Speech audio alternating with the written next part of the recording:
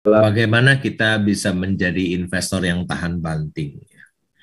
Kalau kalau tahan banting ya Pak. Jadi kalau kita tahu apa yang kita beli, kalau kita tahu apa yang kita beli, kita jadi tahan banting.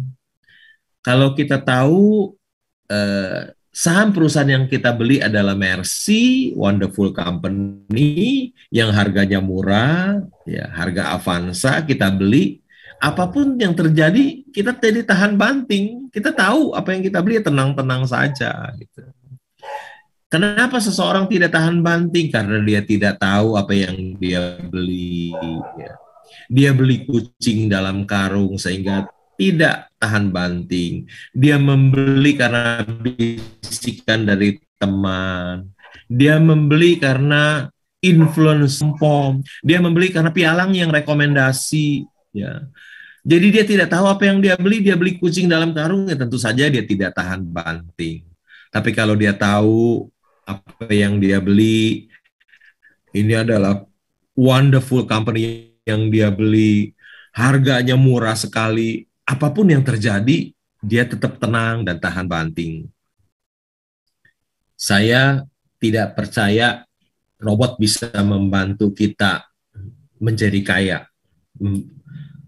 Saya tidak percaya. Kalau robot itu hebat, bisa membuat kita seseorang jadi kaya, nggak mungkin orang yang ciptain mau jual. Kenapa dia jual? Karena dia sendiri nggak yakin itu bisa bikin kaya. Jadi dia jual, dia cari uang dari jual robot. Bukan dari robot itu bisa membantu dia memiliki saham, bukan. Ya. Jadi saya orang yang tidak percaya dengan robot.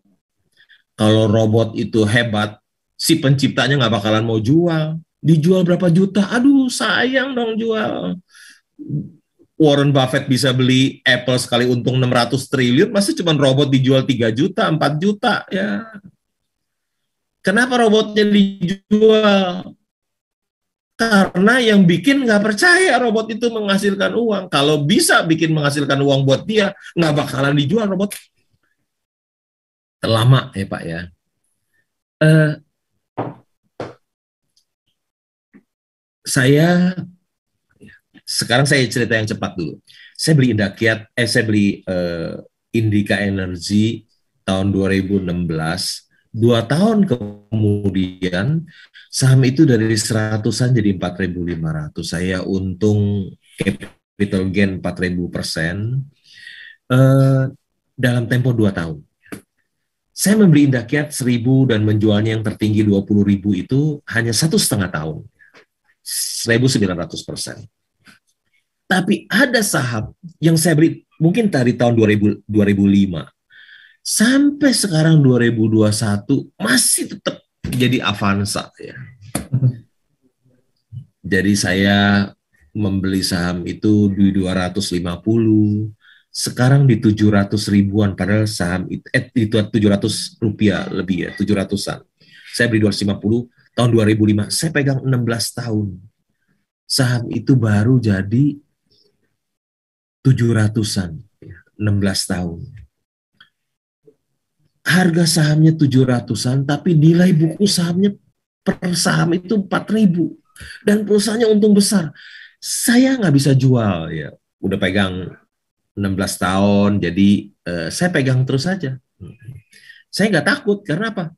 Harga sahamnya 700-an, nilai buku per sahamnya 4.000. Dan perusahaannya juga untung besar, jadi saya pegang terus. Itu membeli saham yang kurang bagus ya.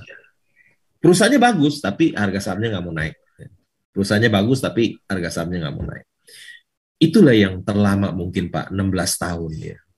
Tidak seperti yang lain 1,5 tahun, 2 tahun. Ini bisa 16 tahun saya pegang. Dan masih saham itu masih saya pegang dan saya lupakan.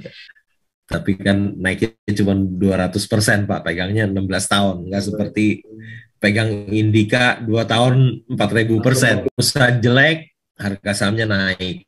Ya. Perusahaan bagus, harga sahamnya nggak naik. Ya. Ya memang dalam jangka pendek bisa terjadi seperti demikian. Dalam jangka pendek bisa perusahaan yang rugi, harga sahamnya naik. Perusahaan yang untung, harga sahamnya tidak naik. Dalam jangka pendek bisa terjadi demikian. Tapi dalam jangka panjang